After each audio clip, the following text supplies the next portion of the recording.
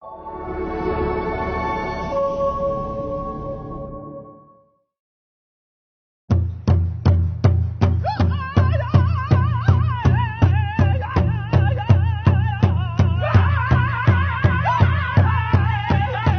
mom has a story she shares with me that she said I kept tugging on her. I want a Pow Wow dress. I want a Pow Wow dress.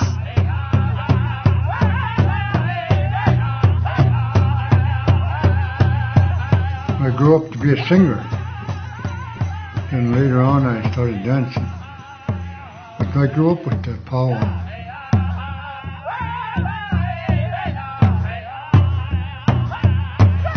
I remember going to powwows and dancing as a kid.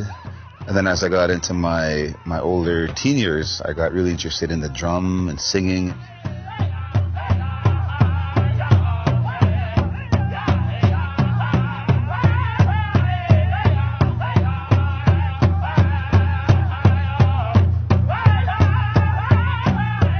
I'm Nishnawbe from Manitoulin Island.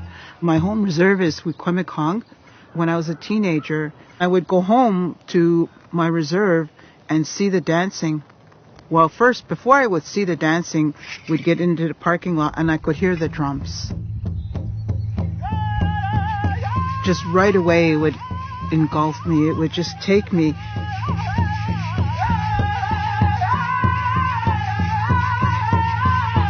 When I finally did have a dance outfit, I was clueless. I didn't know what dances were. And back in those days, there's only two kinds of dances. There was only traditional dance and fancy dance. Men and women have their own styles of dance, their own categories, and it's all about balance. So although there's differences in the way they dance and even the songs that they might dance to, there's still that holistic idea that, we're all related. Young people, they want to dance. Young women, they want to dance single, fancy, traditional. The boys, they want to dance traditional, fancy, grass. For anybody that wants to learn, go to a powwow and watch, listen. It's open to anybody that wants to be a part.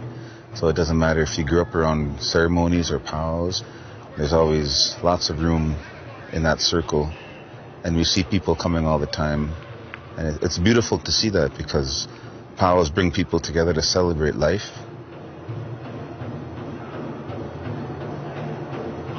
When a song comes, it doesn't come to our ears. The song enters our soul. The song enters our backbone. It enters our body, and when it comes in that way, it lifts us and it takes us.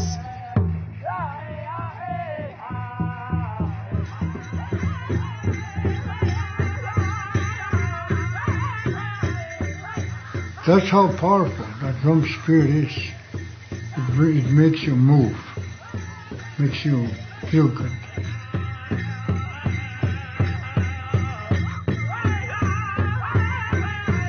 The drum is important because it gives us a voice.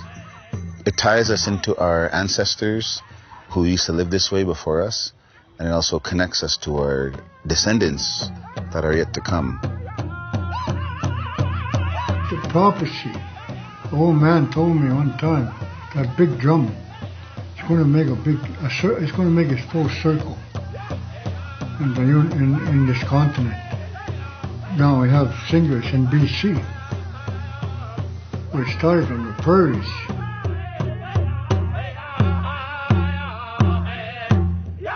And powwow, it's something that was designed partly after the rodeo, so a grand entry.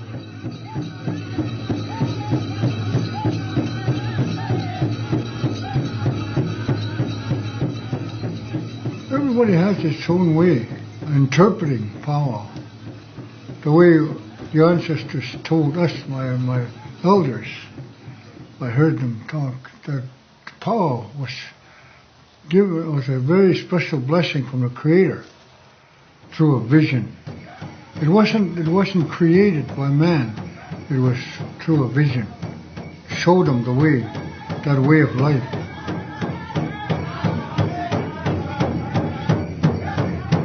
Now, like, I've raised my children this way with a Pow Wow lifestyle. And now my grandchildren also, it's what we do. It's a life we live.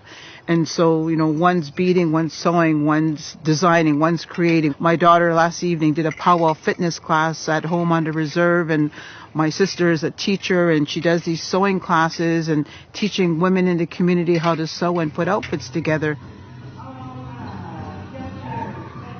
I really respect people that try hard, you know, especially the new dancers, the new singers. You know, at least our culture and our identity is strong. That's what makes us who we are.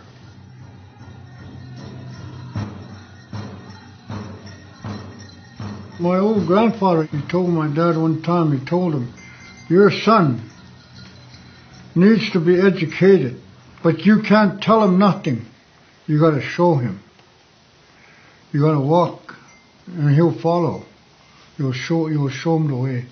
That was the most powerful element of teaching. Teaching a person is walking that, making that trail for that person.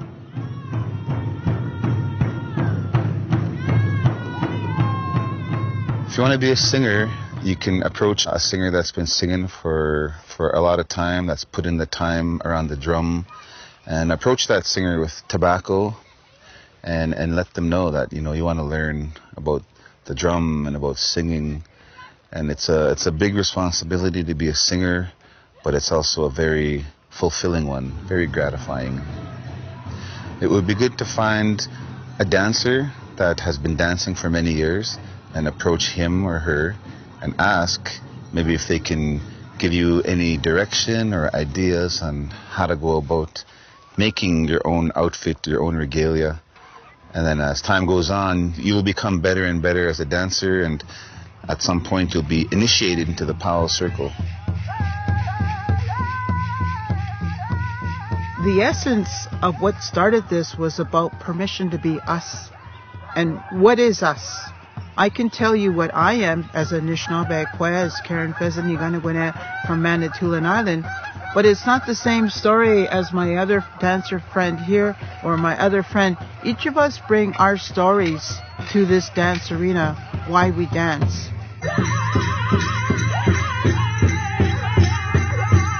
When I dance Pow Wow, I dance for those people, that young people that want that connection, that want that dance. So they can see me dance. And when I dance, they watch. And I feel good. They'll feel my energy. When that energy hits them, it's easier for them to get into it. So that helps. You find yourself through that drum, through putting on that outfit, dancing with those feathers, those bells. And once you find yourself, and then you're able to help people in a good way find themselves as well. You're able to help people that might be lost, you know, that are looking to find their way, to discover who they are. It all starts within yourself and discovering who you are as a person.